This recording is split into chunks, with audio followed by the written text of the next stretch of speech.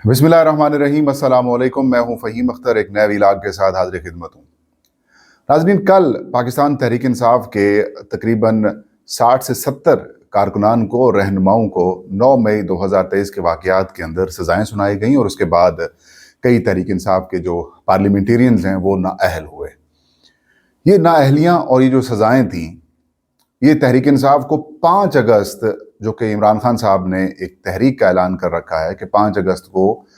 जो पाकिस्तान के अंदर जो मौजूदा सियासी सूरत हाल है, या अमन व अमान की सूरत हाल हो, मुआशी सूरत हाल हो, सियासी इलेक्शंस की, अदालती सूरत हाल हो, इसे निकालने के लिए एक तहरीक अपने पीक के ऊपर होनी चाहिए। तो ये जो नाअहलियाँ और सज़ाएँ थीं, ये बुनियादी तौर पर इस तहरीक के ऊपर से तवज्जो हटाने के लिए जो कोशिशें की जा रही थीं वो अब ख़त्म हो चुकी हैं, उससे काम आगे चला गया है और तहरीक इंसाफ ने अपनी तवज्जो 5 अगस्त के ऊपर मरकूज़ कर दी है। और अमेरिका, कैलिफोर्निया से एक बड़ी और अहम डेवलपमेंट ये सामने आई है कि इमरान खान साहब के दोनों साहबजादे कासिम और सलेमान ने अमेरिकी सदर डोनाल्ड ट्रंप के जो नुमाइंदा खसूसी हैं रिचर्ड ग्रैनल, उनसे इन्होंने मुलाकात की है। और इस मुलाकात में उन्होंने एक बार फिर उसी अज़म का इजहार किया है जो उन्होंने चंद महीने पहले अपने ट्वीट्स के ज़रिए और बयानात के ज़रिए किया था कि इमरान खान साहब को रिहा करें। तो उन्होंने अपने ट्विटर हैंडल के ऊपर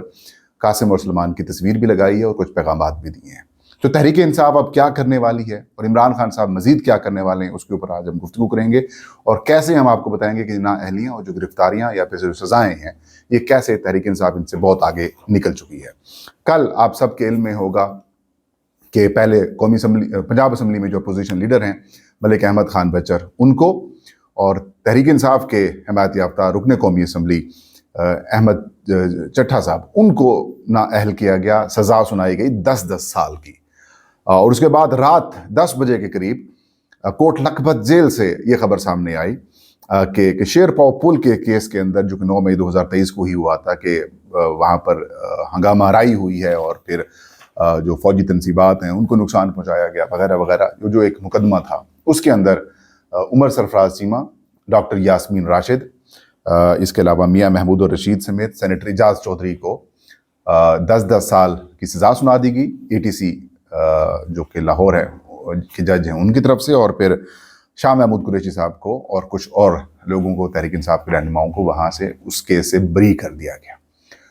ये अचानक सिलसिला जो शुरू हुआ है, ये तो सज़ाएँ कल सुनाई गई, लेकिन जैसे जैसे 5 अगस्त की तारीख करीब आ रही है, जैसे जैसे तहरीक इंसाफ अपने आप को रीऑर्गेनाइज कर रही है, अपना तवज्जो, अपना जो उनका फोकस है वो इस तहरीक की तरफ लेके जा रही है, तो साथ साथ सज़ाएँ भी शुरू हो चुकी हैं। चंद दिन पहले ही इस्लामाबाद से इसी तरह के एक थाने को जलाने के मुकदमे में जो तहरीक इंसाफ के एक MNA थे अब्दुल लतीफ़ चतराली साहब, उनको डिस्क्वालीफाई किया गया, उनको सज़ा सुनाई गई। और उसके बाद जमशेद दस्ती, जो कि NA 175 मुजफ्फरगढ़ से MNA बने थे, उनको जाली डिग्रीज के केस के अंदर उनको भी डिस्क्वालीफाई कर दिया गया। और फिर ये 3 मजीद सज़ाएँ जो हैं वो कल, जो जिनसे PTI के पार्लियामेंटेरियंस को नाअहलियों का सामना करना पड़ेगा, वो हुआ। और इतलात ये हैं कि 40 से 45 MNAs को, PTI के MNAs को टारगेट करके ये नशिस्तें खाली करवानी हैं। और फिर प्लान ये है कि पीपल्स पार्टी की ब्लैकमेलिंग से मुस्लिम लीग नून को आज़ाद करना है और शहबाज शरीफ साहब को मुस्तकिल तौर पर या मुकम्मल तौर पर 4-5 साल के लिए इक़्तिदार देना है कि वो अपने फ्री हैंड सुकून के साथ काम करें और इनकी ब्लैकमेलिंग, पीपल्स पार्टी की ब्लैकमेलिंग में ना आए, बाकी इत्तेहादी जमातें साथ मिलाकर अपना वो जो सादा अक्सरियत है वो हासिल कर लें। और PTI पीपल्स पार्टी के दरमियान कोई मज़ीद अगर कोई इत्तेहाद बनता है तो वो भी ना हो पाए। एक तो ये मकसद है कि शहबाज शरीफ साहब को फ्री हैंड देना है, सादा अक्सरियत देनी है उनको पीपल्स पार्टी के बगैर। पर दूसरा जो मकसद है वो ये है कि 5 अगस्त की तहरीक को रोकना है, क्योंकि PTI के जो MNAs हैं या MPAs हैं या जो सेनेटर्स हैं या फिर जो हल्के की सियासत करने वाले लोग हैं, उन्होंने अपना किरदार अदा करना है लोगों को बाहर निकालने के लिए। अगर लोग बाहर निकल आएंगे तो जाहिर है इनके लिए मुश्किलात हो जाएंगी, क्योंकि इमरान खान साहब की रिहाई का तो हम शुरू दिन से ही ये कह रहे हैं कि और कोई रास्ता नहीं है और कोई ऑप्शन नहीं है मां सिवाय इसके कि जिस तरीके से 8 फरवरी 2024 को लोगों ने अपने उम्मीदवार ढूंढकर वोट डाला था, वैसे ही लोग जब बाहर निकलेंगे, वरना आप बिजली के बिल भरते मर जाएंगे, आप बारिशों के पानी में डूब कर मर जाएंगे, महंगाई से आप मर जाएंगे, लाकानूनियत से मर जाएंगे, इंसाफ ना मिलने की वजह से मर जाएंगे, या फिर और जो इस वक्त हमें जिन मसाइल का सामना है उनकी वजह से मर जाएंगे। लेकिन अगर आपने निकलना है और इस सिस्टम से आप चाहते हैं कि जान छूट जाए आपकी, और आप चाहते हैं कि खान साहब की रिहाई हो पाए, तो फिर पीटीआई के पास और कोई ऑप्शन नहीं है मासिवा इसके कि लोग बाहर निकलों, एक बड़ा किस्म का एहतजाज हो और फिर वो हुकूमत को परेशान कर दे, जैसा कि श्रीलंका में हुआ, जैसे बांग्लादेश के अंदर हुआ। लेकिन उसके अंदर भी एक चीज़ थी कि बांग्लादेश और श्रीलंका के अंदर जो एहतजाज हुए और जिसके बाद जिसको हम कह सकते हैं कि श्रीलंका और बांग्लादेश में जो इनकलाब आए वो लीडर के बगैर थे, वो लीडर लेस तहरीकें थी। लेकिन पाकिस्तान के अंदर सिचुएशन डिफरेंट है। पाकिस्तान के अंदर लीडर है, यानी कि इमरान खान साहब जेल के अंदर बैठे हैं और वो कह रहे हैं कि मैं जेल से लीड करूंगा। तो जब लीडर मौजूद होगा तो फिर इंगेजमेंट का एक रास्ता मौजूद होगा, और बज़ाहिर यही लग रहा है कि शायद इमरान खान चाहते हैं कि इंगेजमेंट की जाए। वो चाहते हैं कि गली महल्ले सड़कों के ऊपर लोग एहतजाज ना करें और एक क्योस की सिचुएशन पाकिस्तान के अंदर पैदा ना हो। वो यही चाहते हैं कि हुकूमत होश के नाखून ले और उनके साथ बातचीत करे, लेकिन वहाँ पर हटधर्मी है। और वो ये इस बात का सबूत, ये जो सज़ाएँ दी गई हैं जिसके अंदर ये एक मुज़क्का खेज़ किस्म की चीज़ें भी शामिल की गई हैं कि इन्होंने प्रेस कॉन्फ्रेंस नहीं की, इस वजह से ये गिल्टी हैं, इनका ताल्लुक पीटीआई से, इस वजह से ये गिल्टी हैं, इन्होंने प्रेस कॉन्फ्रेंस कर ली लिहाजा ये फ्री हो गए, इनका कोई कनेक्शन नहीं था। तो मतलब इस तरह की चीज़ें भी अगर आप अपने फैसलों के अंदर लिखेंगे और अगर इस तरह के फैसले आप मतलब आप इसको फिर जस्टिफाई भी करेंगे, तो ये इंटरनेशनली पाकिस्तान के लिए ये डिसरिस्पेक्ट की बात होगी, क्योंकि जब जहाँ जहाँ ये ऐसे फैसले जो लीगल फ्रेटर्निटीज़ हैं वो अगर पढ़ेंगी, वो देखेंगी, तो वो कहेंगी यार इसे मजाक कर रहे हैं। तो दूसरी चीज़ जो इंटरेस्टिंग है वो ये कि पीटीआई ने फोकस किया हुआ है 5 अगस्त के ऊपर, और इसी वजह से उनको